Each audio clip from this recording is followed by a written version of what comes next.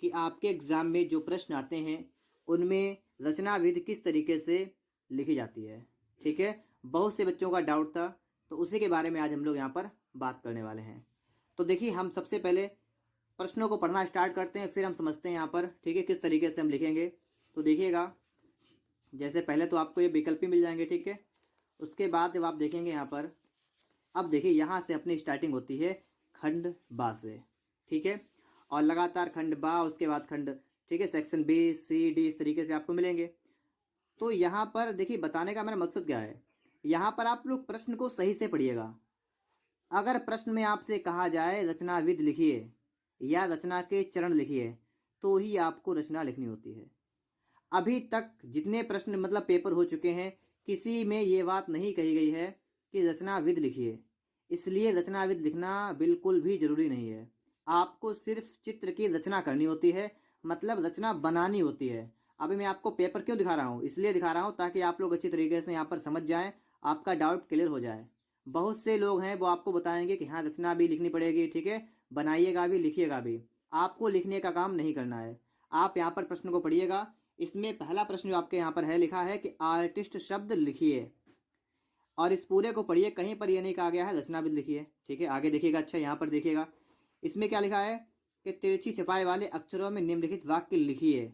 आपको ये लिखना है, इसके बारे में कुछ नहीं लिखना है, ठीक है। इसके बारे में रचनाविध वगैरह नहीं लिखनी है। आगे और देख लीजिएगा, ठीक है।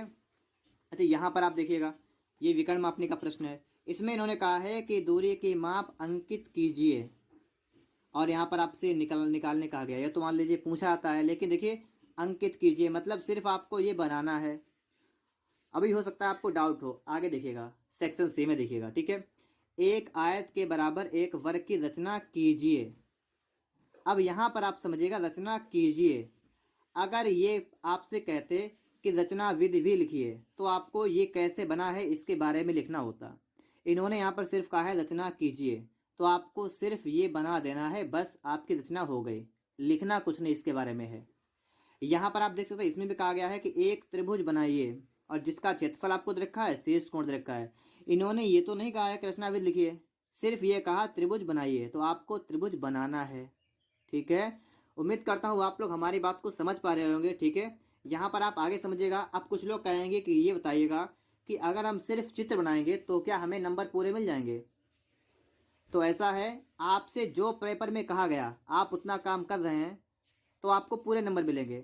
जब हमसे ये कहा ही नहीं गया है कि रचना विधि भी लिखिए, तो हम क्यों लिखें। इसमें इतना टाइम भी नहीं होता है कि हम उसको भी लिखें या ये बनाएं, ठीक है। इसलिए आप ध्यान रखिएगा, आपसे पेपर में जो कहा गया है आपको वही करना है। आपसे देखिए यहाँ पर क्या कहा गया है कि ये गिलास अपने पेने पर, ठीक है, इस तरीके से रखा है, अनिविक्षेप तथा उत्सेद खींचिए, और आपको इसकी लंबाई चौड़ाई देखिए। अगर ये यहाँ पर कहते रचनाविध लिखिए तो आप रचनाविध लिखते।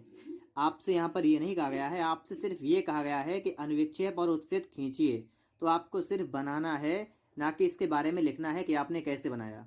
ऐसे ही आपका यहाँ पर प्रश्न है, ठीक है, यहाँ पर वही लिखा है कि अनुविक्षेप और उत्सेद बनाइए।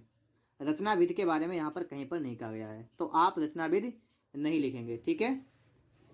और इसके बाद आगे देखिएगा, यहाँ पर आपका प्रश्न है, यहाँ पर भी आपसे कहा गया है कि पेड़े का सममित चित्र बनाइए, और आपको लंबाई चौड़ाई दे रखी है, तो आपको सिर्फ बनाने का काम करना है, ठीक है। यहाँ पर आगे देखिएगा, सममित चित्र बनाइए। तो इस तरीके से मैंने आपको सभी प्रश्न दिखा दिए हैं और समझाने का पूरा प्रयास किया है कि आपको रचनाविधि बिल्कुल भी नहीं लिखनी है। अगर आपसे कहा जाए तो लिखनी है। फिलहाल अभी तक जितने पेपर हुए हैं किसी में ये कहा ही नहीं गया है कि रचना विधि लिखिए। सिर्फ आपसे रचना बनाने के लिए पेपर में आती है, और उतना काम मैं आपको सिखा भी चुका हूँ।